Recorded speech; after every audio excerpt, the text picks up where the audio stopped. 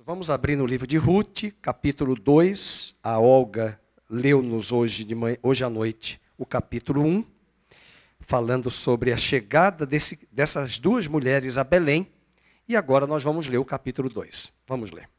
Verso 1. Tinha Noemi um parente de seu marido, senhor de muitos bens, da família de Elimeleque, o qual se chamava Boaz. Ruth, a moabita, disse a Noemi: deixa-me ir ao campo, apanharei espigas atrás daquele que me favorecer. Ela lhe disse: vai, minha filha. Ela se foi. Chegou ao campo e apanhava após os segadores. Por casualidade, entrou na parte que pertencia a Boaz, o qual era da família de Elimeleque. Eis que Boaz veio de Belém e disse aos segadores: o Senhor seja convosco. Responderam-lhe eles: o Senhor te abençoe. Depois perguntou Boaz ao servo encarregado dos segadores: de quem é esta moça? Respondeu-lhe o servo: esta é a moça moabita, que veio com Noemi, da terra de Moabe. Disse-me ela: deixa-me rebuscar espigas e ajuntá-las entre as gavelas após os segadores. Assim ela veio, desde pela manhã, até agora está aqui, menos um pouco que esteve na choça. Então disse Boaz a Ruth: ouve, filha minha, não vás colher em outro campo, nem tampouco passes daqui. Porém, aqui ficarás com as minhas servas. Estarás atenta ao campo que cegarem e irás após elas. Não dei ordem aos servos que te não toquem. Quando tiveres sede, vai às vasilhas e bebe do que os servos tiraram. Então ela, inclinando-se rosto em terra, lhe disse: como é que me favoreces e fazes caso de mim, sendo eu estrangeira? Respondeu Boaz e lhe disse: bem me contaram tudo quanto fizeste a tua sogra, depois da morte do teu marido, e como deixaste a teu pai, tua mãe, e a terra onde nasceste, e vieste para um povo que dantes não conhecias. O Senhor retribua o teu feito, seja cumprida a tua recompensa do Senhor, Deus de Israel, sob cujas asas vieste buscar refúgio.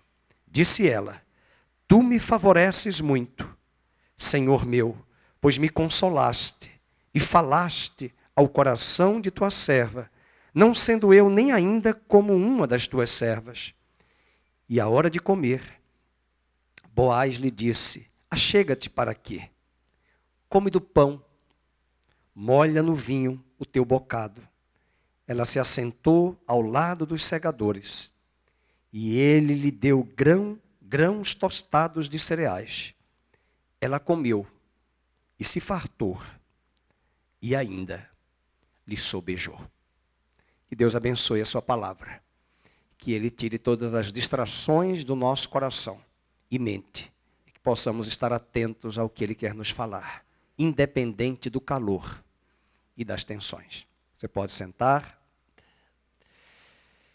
Queria apenas dar um aviso: nós teremos o café, o pastor Felipe já falou, um café no próximo domingo, é um aniversário da igreja. Nós não teremos a escola bíblica, mas às 8h30 da manhã nós teremos um café. Nesse café nós vamos servir aqui uma parte da igreja, e vocês, os irmãos que são membros, nós pedimos que venham mais de máscaras. Nós vamos apenas tirar as máscaras para comer, tá bom? E depois, porque ninguém vai comer de máscara, e nós precisamos ter esse controle, essa ordem, e nós não vamos deixar, porque todo mundo também come nos lugares, inclusive em shopping. A ideia é que você mantenha, né, um pouco de distanciamento, evite estar conversando com muitas pessoas ali na hora do tempo do café. Você pode se servir ali e não ficar muito tempo conversando. Terminou de comer, já põe a máscara, tá bom? E volta para uma cadeira, um lugar para conversar com seu irmão, sua irmã, de máscara. Nós temos pedido isso porque os irmãos sabem que o quadro da pandemia, interessante que é sempre depois das eleições, né? Nós tivemos aí esse período agora, tudo volta de novo. Nós sabemos que existe a realidade da doença, mas nós precisamos ter cautela, manter um distanciamento ali no santuário, colocar a máscara. Eu sei que ela incomoda, mas nós precisamos usar a máscara e usar o álcool gel. Eu estava hoje num casamento, põe máscara, come, tira a máscara, come, põe máscara, tira. Então, essa é a questão. Casamento muito reduzido, 40 pessoas, então isso é muito importante para não ficar esse ajuntamento excessivo. Tá bom? Outro aviso importante que eu queria dar é mais um aviso pastoral, tá, irmãos? É mais uma palavra de um pai para a família, para os filhos, tá bom? E o pastor tem essa função, antes de ministrar a palavra. Nós temos muitos grupos de WhatsApp. As pessoas colocam muitos avisos, muitas informações. Eu tenho estado presente ali em alguns grupos, mas eu quero pedir um cuidado aos irmãos, para que quando os irmãos forem colocar pedidos, por exemplo, de oferta, de ajuda financeira, até para outros ministérios, seria muito importante nos comunicar como igreja, porque alguns avisos são colocados sem nós tomarmos ciência, nem o pastor e nem mesmo alguns irmãos que fazem parte da liderança do ministério. Então, às vezes, a pessoa não é de má fé, ela coloca até de boa vontade aquele aviso, e às vezes nós nem sabemos para quem vai ser doado aquela oferta, né? Para quem vai ser doada aquela oferta. Às vezes se explica ali, mas é um outro ministério, não é um ministério, às vezes, evangélico. Então, a gente precisa entender um princípio das cartas pastorais. O apóstolo Paulo diz a Timóteo que nós devemos ajudar, primeiramente, os da fé, os da casa, da nossa casa, e depois os de fora. Então, na medida que nós temos pedido levantar recursos para ajudar na formação de cestas básicas, nós precisamos entender que ali tem uma necessidade X, Y e Z, mas é um outro ministério.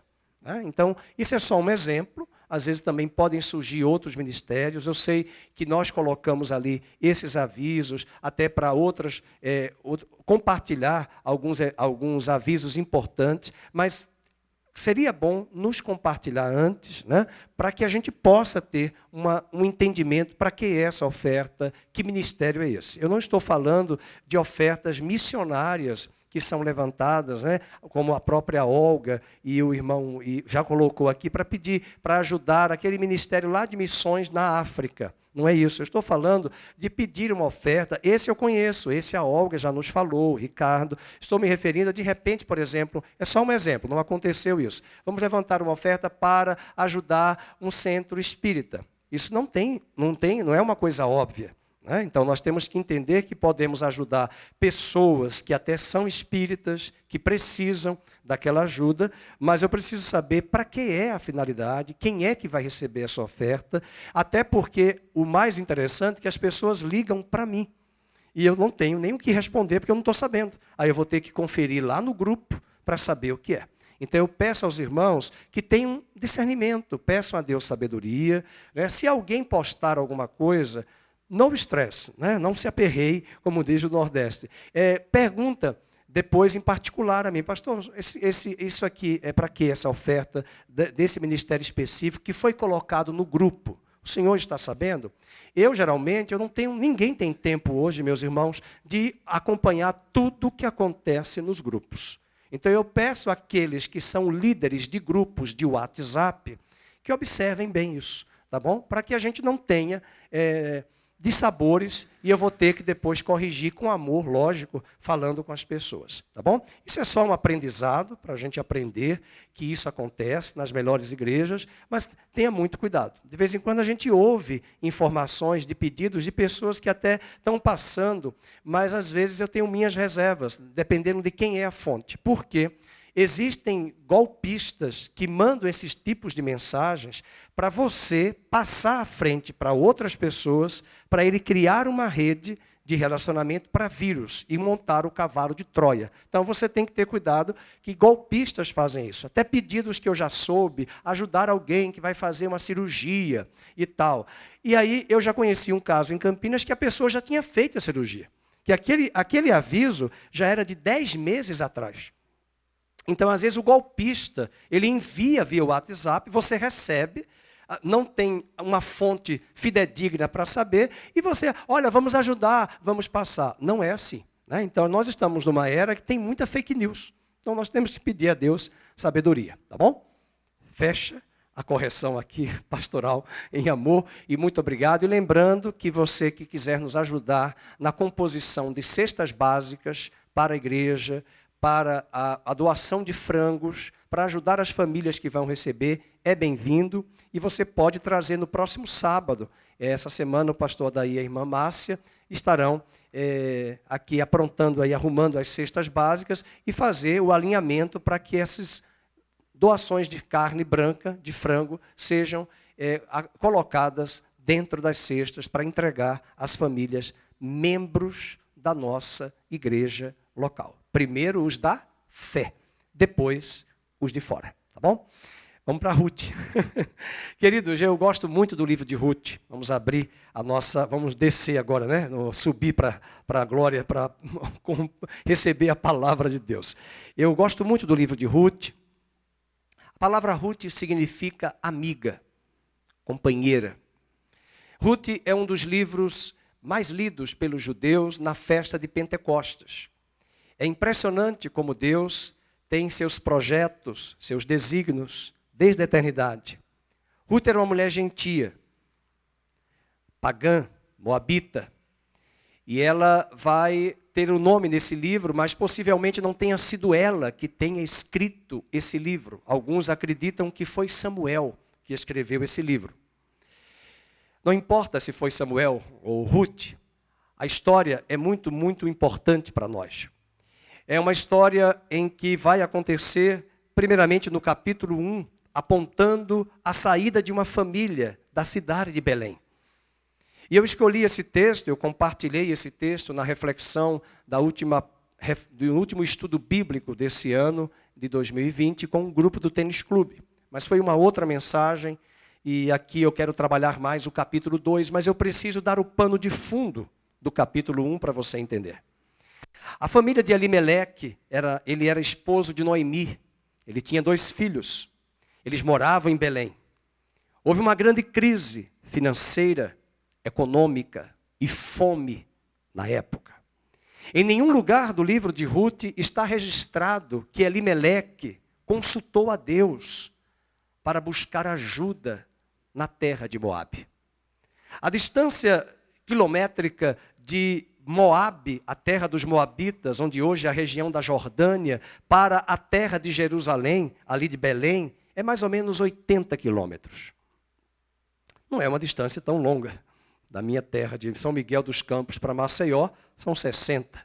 Vamos colocar aí uma cidade, vocês nem conhecem o nome da cidade, né? São Miguel dos Campos, mas fica aqui o registro, a cidade onde eu nasci. Mas você tem ali 80 quilômetros, não é uma distância tão longa. Mas para aquela época não tinha bicicleta, como dizia lá em Brasília, não tinha camelo, não tinha Fusca, não tinha Chevette, tinha Pevette, era a pé. Você tem que andar. Você é pobre, se você tem um pouquinho de ajuda aí material, era um jumento. Alguns tinham cavalos, camelos, principalmente camelos, dromedários, e você viajava, e a viagem era longa. É impressionante que o texto não diz que havia uma consulta de Elimeleque a Deus. Possivelmente ele deveria ter consultado a Deus. Nós podemos tomar decisões erradas na nossa vida. Nós podemos fazer escolhas erradas na nossa vida. As consequências virão. O ditado popular diz que a conta vai chegar. E esse livro nos ensina que nós precisamos tomar com muito cuidado as decisões pautadas em Deus. Mas apesar das nossas curvas, dos nossos becos e das nossas fugas, Deus é tão amoroso e tão bondoso que Ele estende a sua graça maravilhosa para nos encontrar e nos colocar na retomada do propósito eterno dEle para as nossas vidas. Elimeleque está morando na terra de Belém. Sabe o que é Belém? Pão. Quem gosta de pão? A italianada aqui. O pão. Belém vem da palavra hebraica bet, casa, e pão. Casa de pão. Nós podemos dizer que Belém é padaria de Deus. Padaria da casa de Deus. Mas por incrível que pareça, a casa de pão está faltando pão. Aonde deveria ter pão, não tem pão. E segundo Deuteronômio e o livro de Levítico, quando a fome e a crise vêm sobre o povo de Deus, Levítico e Deuteronômio nos dizem que é disciplina do Senhor. Essa nação e o mundo inteiro já começa a sentir na sua despensa o peso de uma economia abalada por um vírus.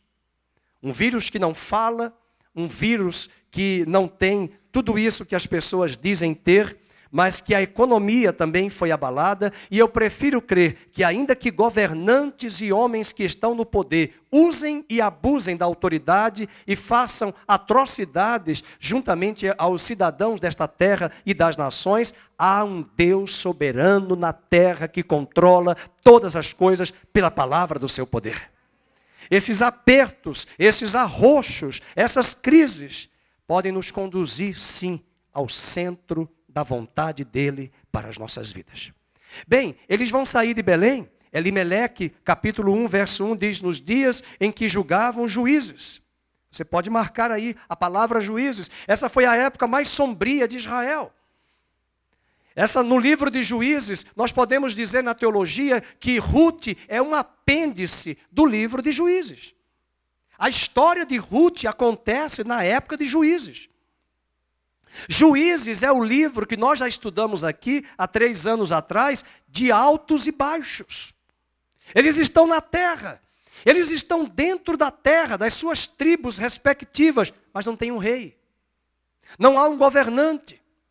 E nós estamos enfrentando, queridos, também isso, além de uma grande crise econômica, de fome e de pobreza que tem aumentado no mundo inteiro e no Brasil, uma grande instabilidade política.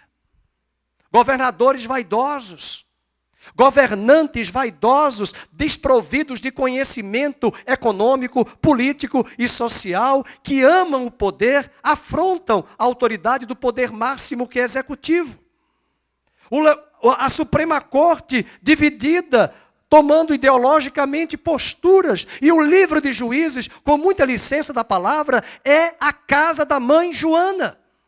Não tem um rei, não tem um cabeça, não tem um governo, não tem um monarca que governe de forma centralizada para todas as 12 tribos.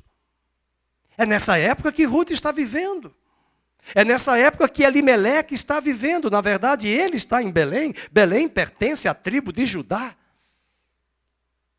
E o livro de Juízes, que tem 21 capítulos, a frase que mais delimita esse livro é esta frase que eu vou dizer, abre aspas. Não havia rei, cada um fazia o que bem queria. A casa da mãe Joana. Não há um governo. Essa crise econômica, essa crise política tem nos deixado abalados e às vezes angustiados, mas eu quero dizer que o livro de Ruth nos empolga, nos estimula, nos incentiva a crermos em um Deus soberano que muda a história, muda os tempos, muda as estações e escreve coisas novas. Diz a Bíblia no verso 1, ele era um homem de Belém de Judá, saiu a habitar na terra de Moabe com sua mulher e seus 2 filhos. Ele se chamava Elimeleque, a sua mulher Noemi, os filhos se chamavam Malom, Quilion, Efrateus de Belém, porque Efrata é um termo sinônimo de Belém, e vieram à terra de Moabe e ficaram ali. Moabe não era uma terra abençoada. Moabe o nome foi dado em detrimento das filhas de Ló, 2 filhas que tiveram relações com o seu próprio pai, embebedaram-no. tiveram relações com o seu próprio pai, e uma gerou o filho Amon, e a outra gerou o filho Moabe. Esses dois filhos geraram duas nações. Nações estas que foram inimigas nos dias do Velho Testamento da nação de Judá. É só você ler 2 Crônicas 20. A Bíblia diz que os amonitas, os moabitas e os meunitas se aliançaram e vieram contra Judá. É só um apêndice para mostrar esse capítulo, a forma como esses povos perseguiam o povo de Deus. Mas ali Deus queria também, na vontade permissiva dele, embora não era soberana, que essa família se dirigisse a Belém, a Moabe. Não há nenhum registro que eles consultaram a Deus. E eles vão passar 10 anos. Os filhos de Elimeleque e Noemi vão se casar com duas moabitas, Orfa e Ruth. E a tragédia chega. Elimeleque vem a morrer naquela terra de Moabe. Seus filhos Quilion e seu outro filho Malom também vêm a morrer e deixam 3 viúvas: Noemi, Orfa e Ruth. A palavra Ruth, como eu havia dito, significa amiga, companheira.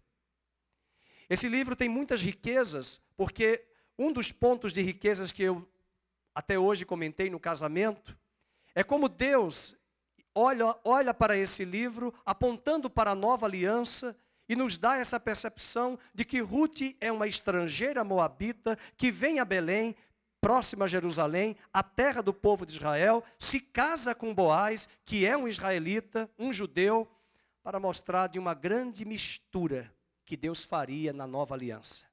Judeus e gentios, formando um só corpo, a igreja.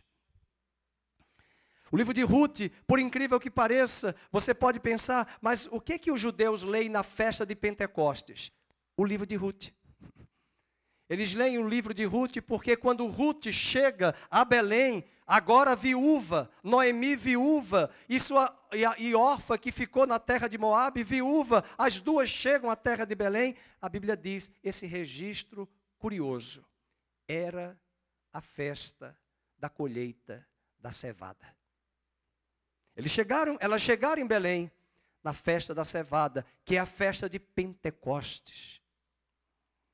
E não é à toa que os judeus leem esse livro, Deus querendo mostrar para os judeus e para os gentios, que na nova aliança, em Atos 2, no capítulo 2 do livro de Atos, está registrado, no início da festa de Pentecostes, veio o Espírito sobre aqueles que estavam ali reunidos no cenáculo, e ali começava a história do povo de Deus, a igreja, que em Efésios capítulo 2 vai afirmar, judeus e gentios em um só corpo.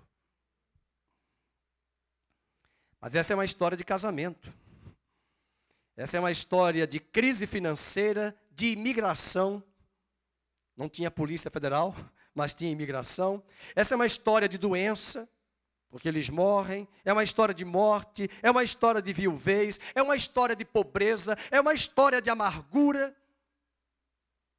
Porque como Noemi e Elimeleque não consultaram a Deus, ele morre, seus filhos morrem, e Noemi agora volta viúva. Na verdade, o seu nome é muito bonito. O nome Noemi significa agradável, serena, gentil. Mas as perdas, a crise e toda essa situação que nós acabamos de compartilhar, esses bastidores, contribuíram para que ela deixasse gerar dentro dela um coração de amargura. O autor de Hebreus diz que nós não podemos nos privar da bênção de Deus por causa de uma raiz de amargura. Hoje à noite Deus está falando conosco, falando com você, que nós estamos próximos da terra do Natal, que é a cidade de Belém, assim como essas duas mulheres vão chegar a Belém, e o Natal feliz, o Natal próspero, um Natal abençoado por Deus para as nossas vidas, não é no dia 25, Natal é todos os dias, porque Cristo nasce em nós, nasce na humanidade, na medida que cada homem entrega a sua vida a Cristo, mas Deus quer sim nos levar a Belém, na cidade de Natal, sem um coração amargurado. O que é que você perdeu nesse ano? O que é que você perdeu ao longo dos 10 anos? Foram 10 anos que eles passaram ali, essa família, em Moabe, perderam os maridos. E perder o marido naquela época era perder tudo, porque lembremos, não tem INSS, não tem pensão, não tem renda. Quem vai sustentar essas mulheres? Quem vai dar a provisão para essas mulheres? E o capítulo de número 1, verso número 4 diz, eles casaram com mulheres moabitas, era o nome de uma órfã, o nome de outra Ruth, e ficaram ali, quanto tempo, irmãos? 10 anos. Noemi, agora viúva, chama as 2 noras. Eu conheço noras que não são mais noras porque elas se separaram dos maridos, mas a sogra tem uma amizade tão grande com estas noras. E vice-versa, mais amiga do que com a segunda nora. São amigos e amigas que Deus nos dá. É impressionante que Ruth é moabita, mas Noemi é judia. E é impressionante como esta mulher judia, ela tem um viés pessimista. Ela só vê caos, ela só vê amargura, ela só vê perdas. Ela tem a capacidade de, quando ela está para chegar em Belém, ali, as mulheres reconhecem-na e chamam-na. Chegou a Noemi, chegou aquela que é alegre, gentil, serena, chegou Noemi. E ela diz, não chamem-me de Noemi. Chamem-me de Mara. Mara, por favor, não coloque esse nome na sua filha Mara. Mara quer dizer amarga. E é interessante que aquela que era para fazer uma profissão de fé, eu cheguei na terra de Belém, na casa do pão, ela não tem esse viés de alegria, ela é pessimista. É Ruth, que tem a capacidade de dizer, quando ela, Noemi, fala para Ruth, não venha minha filha, olha, fique aí, eu vou sozinha, eu vou partir para a minha terra, e Orfa a abandona. E Noemi e Ruth diz, aonde quer que fores, eu irei. O teu povo será o meu povo, o teu Deus será o meu Deus, e aonde tu fores sepultada, eu também serei. Ruth quebra o paradigma e mostra para nós que é possível que até pessoas de fora, que não conhecem ainda o Evangelho, começam a responder mais a Deus com um coração alegre. Enfrentando e driblando todas as facetas de uma vida que tenta trazer para nós amargura, revolta. E essa moabita chamada Ruth, amiga, é uma figura que Deus quer levantar nesse mundo de caos e perdido, de um povo eleito, precioso, sempre alegre, na saúde e na doença, na alegria e na tristeza, porque tem uma aliança com Ele. O capítulo número 1 termina dizendo, afirmando que elas chegaram a Belém. Voltemos para o capítulo 1, versículo de número 11. Vendo, pois, Noemi que de todo estava resolvida a acompanhá-la, deixou de insistir com ela. Então ambas se foram até que chegaram a Belém, e sucedeu que ao chegarem ali, toda a cidade se comoveu por causa delas, e as mulheres diziam, não é esta Noemi? Olha o pessimismo. Olha como existem pessoas, inclusive na igreja, que não conseguem enxergar o belo diante do caos.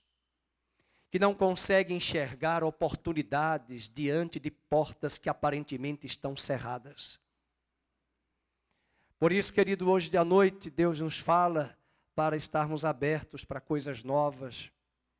Não cremos em evangelho de autoajuda, de palavras que vêm de homens dizendo que as coisas vão melhorar. Nós sabemos que as coisas vão piorar, mas há um Deus no trono assentado, soberano, que já nos disse ao longo dos estudos do Apocalipse que haverá uma diferença entre aqueles que servem a Deus e os que não servem, porque estes que servem têm o Espírito de Deus, e o Espírito de Deus aonde está alegria, paz e justiça no Espírito Santo. E é com Ele, por Ele, nele e com a graça dEle que em todas as coisas nós somos mais do que vencedores. Portanto, levante a sua cabeça, Belém está próximo, nós estamos agora, hoje é dia 13, faltam apenas 12 dias para a celebração do Natal. E você pode chegar aqui no dia 24 de dezembro, às 7 horas da noite, com alegria, como Ruth. Eu fico pensando, eu quero conhecê-la na eternidade, quero ver a fita, a retrospectiva de ver como foi que ela chegou em Belém. Ela deve ter ouvido falar, aqui é a casa do pão, deve ter pão para mim. E no meio de todo esse cenário, é bom lembrar a igreja que foi em Belém que Ruth conheceu Boaz, se casou com Boaz, foi remida, foi resgatada, e é dessa mulher e desse homem que virá o pai de Davi, e que virá Davi, o grande rei, que hoje tem a estrela dele na bandeira de Israel, para lembrar que essa gentia entra na linhagem da casa de Davi. Gera lá na frente Davi, para mostrar que eu e você só podemos enxergar as linhas retas, mas as curvas só Deus enxerga. Portanto, pare de ser pessimista. Portanto, pare de colocar frases, obstáculos, pare de olhar de uma forma medíocre, olhando para as dificuldades, porque você acabou de chegar onde você está, e haverá resistência sim, das trevas, para que você recue. E muitos crentes não têm essa habilidade e destreza de perseverarem. Olham para as dificuldades e já recuam, são tomados pelo espírito de medo. Aliás, hoje é bom lembrar que tem mais gente morrendo de AIDS no Brasil do que de Covid. E os consultórios cardiológicos estão lotados porque as pessoas estão mal e elas estão tomadas pelo medo. Sexta-feira eu assisti o jornal da Record na televisão e um homem espirrou em um restaurante. Veio um outro, deu um chute nele, porque ele entendeu que ele estava com Covid, e o homem só espirrou por causa do ar-condicionado. E ele foi na delegacia dizer que chutou, aliás, ninguém conseguiu encontrar, porque ele fugiu, mas segundo os funcionários, ele disse que bateu, porque se ele estava espirrando demais, é que ele está com Covid. É porque o medo do terrorismo midiático tem sido instalado nesta nação e nas nações da terra, e o medo também nos paralisa. O medo nos faz covardes, o medo nos faz recuar, e Ruth nos ensina que essa mulher só pode ser paraibana. Mulher ousada, mulher portuguesa possivelmente, dizem que as portuguesas são ousadas. Mulher que se atira, mulher que se lança. E não é só mulher, tem que ter homem também para se lançar. Portanto, queridos, não deixemos nos levar por essas vozes, porque você pode ser resultado, e eu também, daquilo que nós ouvimos. A quem você ouve? A quem você dá ouvidos? Que setores da mídia você tem ouvido? Que vozes você tem ouvido? Cuidado, porque se você não ouvir a palavra de Deus, porque Deus é especialista em chamar gente corajosa. E o livro de Juízes, nós já estudamos aqui, Deus levantou canhoto, que era alvo de preconceito. Deus levantou nanico, Deus levantou gente pobre, Deus levantou... Vai ler o livro de Juízes. O que era bonito, grande, elegante, São Paulo Fashion Week, que era Sansão, foi um desastre. Aí Deus levanta um canhoto, e Deus levanta a Débora, e Deus levanta a Jefité, e é cada nome esquisito, porque Deus pega as coisas que não são para confundir as que são nos tempos difíceis. E Ruth é uma dessas mulheres. Se não tem cabra macho e mulher de Deus na terra de Belém, tem Moabe. Traz para cá essa mulher e deixa ela ser uma carta viva. Porque está faltando em Belém homens e mulheres que são frutos da casa do pão. Que comem do pão da vida, que se alimentam do pão da vida e que não são medrosos nem covardes. E se nós não tivermos discernimento, daqui a pouco as igrejas estarão vazias e o comunismo se instalará nesta nação e no mundo inteiro. E o medo, e os governantes vão querer implantar, e a sociedade vai ficando de máscara e de boca fechada e atada, e ninguém fala mais nada.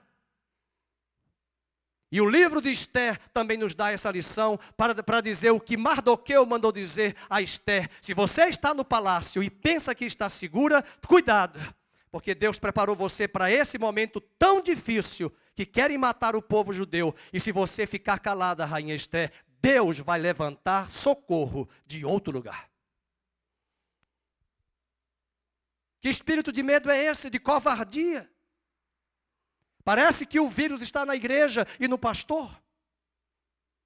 Os irmãos que nos acompanham, que estão em casa, é para ficar em casa, os que têm problemas de saúde, os que estão acima de 60 anos, mas também vamos lembrar que muitas dessas pessoas vão para os hospitais, vão para consultas, vão para exames, vão para o shopping, vão para o mercado. E tem pessoas que ficam lá no YouTube, marcando lá no chat, quem está com máscara, quem não está com máscara. Então fique em casa assistindo de máscara. Porque eu não vejo necessidade de estar no chat lá colocando, fulano está com máscara, Beltrano está sem máscara, fulano está com máscara. Tem que usar máscara. E eu não vou usar a máscara aqui, porque o som vai sair abafado. E a distância está grande, só se eu tiver uma gotícula de uma bola do Pelé, que vai chegar aí uma gotícula lá na Fátima.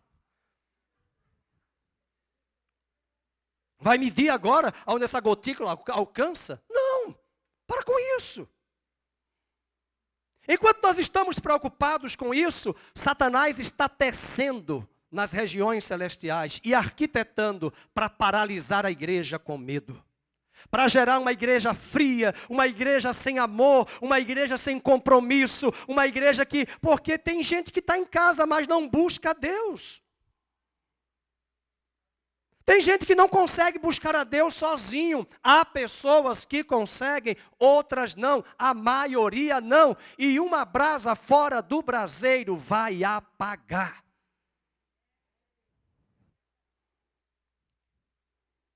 Deus está precisando de Ruth. Deus está precisando de mulheres e homens ousados, porque os covardes não herdarão o reino de Deus. Já dei o recado, Senhor. Agora nós vamos para o livro de Ruth 2. Isso aqui foi só a introdução. Agora vamos falar de Jesus, porque ele aparece no livro de Ruth em Boaz. E como nós estamos falando de Natal, eu quero chamar a atenção de você que Boaz é uma figura de Jesus. Eu falei de que nesse capítulo 1, a incredulidade levou eles a fugirem para a terra de Moabe. As tentativas de esconder os erros, o capítulo 1, versos 6 e 18, eles foram lá se justificar porque que foram para Belém, para Moabe. E o grande perigo do livro de Ruth, no capítulo 1, é que nós queremos culpar Deus quando as tragédias acontecem. E sempre quando as tragédias chegam, o culpado é Deus. O coração fica amargo. E nós temos que atribuir a culpa a alguém. E nós não conseguimos ter a capacidade de discernir. Noemi, por favor, antes de culpar a Deus, você consultou a Deus com seu marido para sair de Belém na fome e ir para a terra de Moabe? E por que agora Deus é culpado? Você que arrumou as malas? Você que foi sozinha com ele para a terra de Moabe? Não é melhor crer, Noemi, que mesmo você errando com seu marido, Deus me alcançou, eu, Ruth? E eu estou aqui para te dizer, eu serei tua companheira e tua amiga, todos os dias. E diz o capítulo 1, verso de número 22. E assim voltou Noemi da terra de Moabe, com Ruth, sua nora, a moabita, e chegaram aonde? Agora leiam a última frase. No princípio da cega da cevada. No princípio da festa de Pentecostes. É aqui que a igreja é vista. Uma judia e uma gentia se encontrando com Boaz, uma figura de Cristo. E aqui eu quero trazer alguns pontos importantes. Eu vou trabalhar 3 aspectos desse capítulo 2. Primeiro, nós devemos viver pela fé no Senhor. Pela fé. Veja o capítulo 2, verso 1. Elas chegam. O que é que ela vai fazer? Assistir vale a pena ver de novo? Não. Desliga. Diz o versículo 1. Tinha Noemi um parente de seu marido, senhor de muitos bens, da família de Elimeleque, o qual se chamava Boaz. Sabe o que significa Boaz em hebraico? Nele há força. Vamos dizer isso? Nele há força. Uma figura de Cristo, ele é a nossa força. E diz o texto que Ruth, a moabita, verso 2, disse a Noemi, eu estou no capítulo 2, deixa-me ir ao campo e apanharei espigas atrás daquele que me favorecer. E ela lhe disse, Noemi falou para ela, vai minha filha. Veja que mulher especial que Deus quer encontrar na igreja. Ela disse, eu vou. Vocês estão lembrados daquela mulher que estava com um fluxo de sangue? E ela se atira e disse, se ao menos eu tocar na veste dele, eu serei curada. Deus está procurando pessoas que se joguem, que se lancem para ele, aos pés. E Ruth vai se jogar aos pés de Boaz, assim que depois ela conhecer a ele pessoalmente, ela vai se jogar. Esses dias de crise, queridos, de pandemia, nós temos que nos atirar mais ainda aos pés do nosso Senhor. Nós temos que exercitar a nossa fé, nós devemos viver pela fé no Senhor. Se o seu coração tem paz, se o seu coração goza da paz, justificados em Cristo, nós temos paz com Deus e nós estamos aqui, ainda que nada esteja acontecendo, lance-se aos pés do Senhor. Toque nele, busque-o. É isso que ela faz. E agora, até então, Boaz não apareceu. Olha o verso 3. Ela se foi. Tem uma frase popular que diz assim, a fila anda. Amém, queridos? A fila anda, ela foi. Ela foi. Às vezes nós temos que aprender a ouvir a voz de Deus para saber o que Deus está falando ao nosso coração. E ainda que as pessoas discordem, não concordam, mas Deus falou comigo. E eu não estou falando de profecia, de vaso, nem de homem algum. Eu não gosto muito dessas coisas, porque quando essas coisas acontecem, elas devem confirmar o que Deus já falou comigo há muito tempo. Se você é daqueles ou daquelas que no século 21, para tomar decisões sérias, você vai atrás de vaso. Eu quero lhe dizer que tem 2 vasos aqui.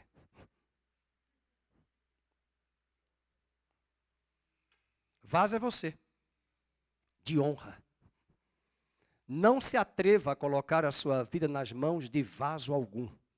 Eu conheço histórias de casamento que foram feitos por vasos. E depois os casamentos foram ao fim rapidamente. O que está sendo difícil nos dias de hoje são os crentes sérios que têm relação com Deus, ouvir a voz de Deus. Deus não fala na agitação. Deus não fala na correria. Deus não dará uma direção ao Celso quando ele quiser buscar a Deus apenas para tomar uma decisão séria. Deus vai falar com o Celso numa decisão séria quando ele começar a ouvir de Deus para as coisas pequenas que ele precisa também ouvir para tomar a decisão. E nós estamos ficando num cenário evangélico confuso. O povo de Deus não sabe ouvir a voz de Deus. Ouve todo mundo, ouve pregadores, ouve YouTube, mas não ouve a voz de Deus. E o que me chama a atenção nessa personagem, Ruth, ela se foi, verso 3, chegou ao campo e apanhava após os segadores por casualidade, e aqui eu diria por providência divina, ela entrou na parte que pertencia a Boaz. Então esse é o primeiro tópico, nós devemos viver pela fé. Jogue-se, lance-se, agarre a oportunidade. Segunda lição que nós aprendemos é que nós devemos viver pela graça de Deus. Pela graça. E se é pela graça, um conceito neste livro que eu aprendo de graça é que graça é Deus quem dá o primeiro passo. Alô? Posso ouvir um amém? Vou dizer de novo. Graça é Deus que dá o primeiro passo a fim de nos socorrer. Isso é graça. Vocês estão achando que Ruth chegou lá, que tem muitas mulheres que são assim, elas vêm para a igreja para trás de um Adão. Elas começam assim, tem alguém aqui, pastor? Não, querido. Ou então, tem alguma gata aqui? Não, tem leoa. Você não vai gostar, não. Não, não tem nada disso. Tem gente que inventa essas coisas. Para com isso. Ruth não está pensando em marido. Para de misturar as coisas. Para de colocar casamento e sensualidade só para o teu ego. Para. Casamento é projeto de Deus. Esposa e marido, diz lá em Provérbios 18, um homem que encontra uma mulher, achou uma mulher de Deus, alcançou a benevolência do Senhor. E quando Adão dormiu, quando Eva dormiu, olha, quando Adão dormiu, que acordou, Eva estava pronta. Sem Rivotril. E se você corre demais e fica correndo de igreja em igreja, os anos estão passando e você não se posiciona porque você está buscando coisas que você nem sabe e talvez nem Deus quer. E o inimigo está dando risadas porque ele encontra uma parte da igreja distraída e perdida. Agora vamos ver o que é graça. Graça não é Ruth que toma iniciativa. Graça não é Ruth que chega para conversar com Boaz. Graça é Boaz que se joga para ela e pergunta, quem é você? Interessante que antes de conversar com ela, ele foi atrás de uns homens e perguntou, quem é essa mulher aí? Estou observando ela há uns dias. E a Bíblia diz que antes mesmo de Deus, de nós nos entregarmos a Cristo, Ele já tinha nos amado e nos escolhido e eleito antes da fundação do mundo. O capítulo 2, verso de número 4, diz assim, e eis que Boaz veio de Belém e disse aos segadores, o Senhor seja convosco. Responderam-lhe eles, o Senhor te abençoe. E depois perguntou Boaz ao servo encarregado dos segadores, de quem é esta moça? Ela perguntou logo quem é o pai dela. Hoje tem uns homens aí que querem saber quem é ela, quem é ela, não, quem é o pai dela. Quem é a família dela. Você vai conviver com a família, não é só com ela. E diz no versículo de número 7, versículo 6, respondeu-lhe o servo, esta é a moça moabita que veio com Noemi da terra de Moabe e disse-me ela, a pessoa falou para esse servo, deixa-me rebuscar espigas e ajuntá-las entre as gavelas após os segadores. Aí o versículo 8 mostra que Boaz toma a iniciativa. A Bíblia diz que não fomos nós que escolhemos a Cristo, foi Ele que nos escolheu. E diz o capítulo 2, verso 8, então disse Boaz a Ruth, ouve filha minha, não vás colher em outro campo, nem tampouco passes daqui, porém aqui ficarás com as minhas servas. É Ele quem dirige a conversa, é Ele quem toma a iniciativa, é Ele quem fala com ela. Agora ele fala com Ruth. E o verso 8 também ele dialoga. E é esse o desejo do coração de Deus. Ele quer alcançar vidas. E ele encontra estas vidas nas perdas, nas crises, nos recomeços, nas angústias e nas crises existenciais de pontos de interrogação. E a graça se revela, transformando os pontos de interrogações, esticando aquele ponto e transformando em pontos de exclamação. Se Boaz tomou iniciativa, se Boaz falou com Ruth, agora Boaz promete proteger Ruth e suprir as suas necessidades. E veja que não tem nem casamento em vista. Não tem nem aquele olhar, como dizia uma música da década de 80, 43. Não tem, do RPM. Diz o texto no verso de número 9, estarás atenta ao campo que cegarem e irás após elas, não dei ordem aos servos que te não toquem, e quando tiveres sede, vai às vasilhas e bebe do que os servos tiraram. Então ela, inclinando-se, rosto em terra, lhe disse, como é que me favoreces, olha a graça, e fazes caso de mim, sendo eu estrangeira. Essa é a figura da igreja, dos gentios que estão chegando à nova aliança, que tem a capacidade de reconhecer, eu não era digno. Que história mais linda é aquela mulher sirofenícia que clama, Jesus, filho de Davi, tem misericórdia da minha filha. E ela vai clamar ao Senhor, naquele momento que Jesus está se dirigindo para curar ali a filha de Jairo. Não a filha de 12 anos, né? Aliás, 12 anos que a filha de Jairo, e 12 anos que essa mulher estava 12 anos com um fluxo, corrigindo. E ela toca nas vestes de Jesus. Ela se atira nas vestes de Jesus. E a Bíblia diz que só porque ela tocou, ela foi curada. Mas uma outra passagem, Jesus falou numa outra história, dizendo que uma pessoa o procurou e disse, Jesus, filho de Davi, tem misericórdia de mim. E ele disse, não é bom tirar o pão dos filhos do dono e dar aos cachorrinhos. Mas ela entendeu como uma boa gentia, porque ela não era judia para clamar, filho de Davi. Mas Jesus deu a resposta e ela entendeu. Jesus não foi grosso.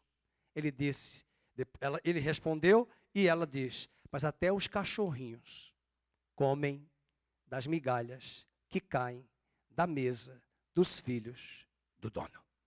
Em outras palavras, eu não sou judia, eu não sou das alianças com Abraão, Isaque e Jacó, eu não sou da terra de Israel, eu não tenho uma aliança, a minha família não tem aliança da circuncisão, mas eu estou aqui porque é uma promessa no Velho Testamento de que o descendente de Abraão, quando vier, abençoará todas as nações da terra. Há uma promessa no Velho Testamento que ele abençoará todos os povos, e eu me incluo nessa lista. Eu quero esta bênção, eu me atiro e eu toco nas vestes de Jesus e ela é curada.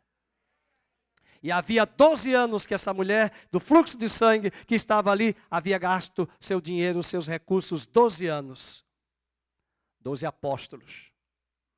Mas quando olhamos para a filha de Jairo, que tinha 12 anos, na mesma história sendo narrada, e o chefe da sinagoga, que é ele, o principal, não consegue resolver ali junto à sua filha o problema de enfermidade, e agora ela morre. E quando ela morre, é nessa hora que Jesus chega para dizer, Israel não morreu. Em breve eu ressuscitarei Israel nos últimos dias, como nós já temos visto. E ela tinha 12 anos para lembrar das 12 tribos de Israel. São histórias tremendas na Bíblia, e Ruth é uma dessas histórias. Ela é favorecida, alcançada pela graça. E Deus está afirmando a ela. Acompanhe o capítulo 2, verso 14 ao 16. E aqui, queridos, eu meditava um dia desse. É uma riqueza a Bíblia. É uma riqueza. Aqui não diz que eles comeram churrasco. Aqui não diz que eles tomaram uma sopa, um caldo. Quando ele se encontra com ela, providencia uma mesa e ele dá a Ruth pão e vinho. E sentam-se à mesa, para nos remeter à aliança que Deus fez conosco em Cristo, lá na ceia com os apóstolos, celebrando o contrato de casamento da noiva dele, com seu filho Jesus Cristo. E diz o capítulo 2, verso de número 14, e à hora de comer, Boaz lhe disse, E é essa palavra que Deus traz ao seu coração. Achega-te para aqui, come do pão, molha no vinho o teu bocado. Leiam. Ela se assentou ao lado dos segadores. Ele lhe deu grãos tostados de cereais. Juntos, ela comeu, se fartou e ainda lhe sobejou. E levantando-se ela para rebuscar, Boaz deu ordem aos seus servos, dizendo: até entre as gavelas deixai-a colher, e não a censureis. Tirai também dos molhos algumas espigas, e deixai-as, para que as apanhe, e não a repreendas. E nesta mesa de aliança, Deus estava confirmando aquilo que Ele faria conosco como igreja, no pão e no vinho. Celebramos domingo passado a mesa. Espero que você tenha estado presente. É importante estar na mesa. A Célia fez assim. Mas no Natal, no Ano Novo, dia 31, nós teremos a mesa do Senhor. E você que está em casa nos assistindo, você pode também comer do pão e beber do cálice. Embora nós gostaríamos que você estivesse conosco, mas por uma questão de saúde, de cuidado com a nossa saúde, a sua saúde, você pode também participar. O que é que nós aprendemos? Boaz prometeu e protegeu Ruth. Agora Boaz vai animar Ruth. A mesa é o lugar da comunhão e da celebração. O quarto ponto que aprendemos aqui é esse encorajamento que Boaz traz a Ruth. Veja o versículo 10, verso 13, vamos ler. Respondeu Boaz e lhe disse: bem me contaram tudo quanto fizeste a tua sogra, depois da morte do teu marido, e como deixaste a teu pai e a tua mãe, e a terra onde nasceste, e vieste para um povo que dantes não conhecias. Leiamos o verso 12 em voz alta. O Senhor retribua o teu feito. Vamos, igreja. E seja cumprida a tua recompensa do Senhor, Deus de Israel, sob cujas asas vieste buscar refúgio. Nestes dias maus e difíceis, vamos nos colocar debaixo das asas do Deus onipotente que nos protegerá e nos guardará. Está escrito no Salmo 91, aquele que habita no esconderijo do Altíssimo, à sombra do El Shaddai. O Senhor guardará. Praga nenhuma chegará à sua tenda, 1000 cairão ao seu lado, 10.000 à sua direita. Não temerás a peste, não temerás o pavor noturno, está no Salmo 91, porque você buscou refúgio debaixo das asas daquele que é a tua força, que vai te proteger como Boaz. Seu próprio nome significa: nele está a minha força. Jesus Cristo é o nosso Boaz, é a nossa força. Ele nos sustentará, Ele cuidará de cada um de nós. E agora Boaz vai providenciar para que Ruth se fartasse. Nós já lemos o versículo 14, 15, 16, o verso 18 diz assim, vamos ler. E tomou e veio à cidade, e viu sua sogra o que havia apanhado, também o que lhe sobejara, depois de fartar-se, tirou e deu à sua sogra. Não apenas abençoou a despensa de Ruth, mas Ruth pôde, daquilo que ela recebeu, abençoar Noemi e todos quantos a cercaram, ali cercaram aquela mulher tão nobre, tão amiga e companheira como Ruth. Mas eu finalizo com esta última expressão. Qual foi a resposta de Ruth? Qual foi a palavra e atitude de Ruth? Diz o versículo 11, vamos ler. Versículo 11, respondeu Boaz e lhe disse: bem me contaram tudo. Acho que eu coloquei o versículo 11, é isso mesmo. Depois da morte do teu marido, e como deixaste a teu pai e a tua mãe, e a terra onde nasceste, e vieste para um povo que não conhecias. Deixa eu só conferir se aqui é o 2:11 ou se é o 1:11. É uma expressão que afirma que ela levantou a voz. Ela levantou a voz. Acho que eu anotei o versículo aqui. É o versículo 13, na verdade. Levantando-se ela. Né? Levantando-se ela para rebuscar. E é essa postura que Deus espera de cada um de nós. Que nós possamos nos levantar. Na verdade, eu falei do 11, mas era o 10. Então, ela, inclinando-se rosto em terra, lhe disse. E essa expressão no original, em hebraico, é que ela levantou a voz. E o que foi que ela falou no verso 10? Vamos ler? Como é que me favoreces e fazes caso de mim, sendo eu estrangeira? Ela levantou a voz e disse: como é que o Senhor me favorece? E queridos, eu quero chegar no dia 31 de dezembro, no dia 24 de dezembro aqui, mesmo Jesus não nascendo nessa data, celebrar com os irmãos tão grande dádiva, favor, cuidado de Deus para conosco, nesse ano tão difícil que nós enfrentamos. Nos dias mais difíceis que você tem enfrentado como esses, são os dias que você tem a oportunidade de contemplar a fidelidade de um Deus de aliança que trabalha em prol daqueles que nele esperam. Quero que você levante o seu coração. Esse livro é um livro de perdas, de morte, de tragédia, mas é um livro de recomeços. É um livro de esperança. Hoje à noite é a hora de você e eu colocarmos as amarguras de Noemi, as mágoas, os ressentimentos, as escolhas erradas que nós fizemos e até mesmo o papel de vítima que nós abraçamos e nos enxergamos sempre como coitadinhos, miseráveis e pobrezinhos. Vamos deixar essas vestes de pobreza espiritual, de vergonha, de culpa, de mágoas e amarguras. Vamos lançar para a cruz e pedir perdão a Deus pelas nossas atitudes e palavras, de trazer a culpabilidade a Deus em função do que temos vivido e do que tem acontecido nesses últimos anos. Há um Deus que está no trono, fazendo coisas novas, tecendo na história, nos bastidores. Ruth não sabia que dela viria um filho, que viria um neto, que viria um bisneto chamado Davi. Mas Deus sabia. E eu tenho a certeza que os que estão aqui hoje, nesta igreja, nesta cidade, nesta terra, os que estão nos ouvindo, não importa onde você se encontra, Deus é um Deus de recomeços.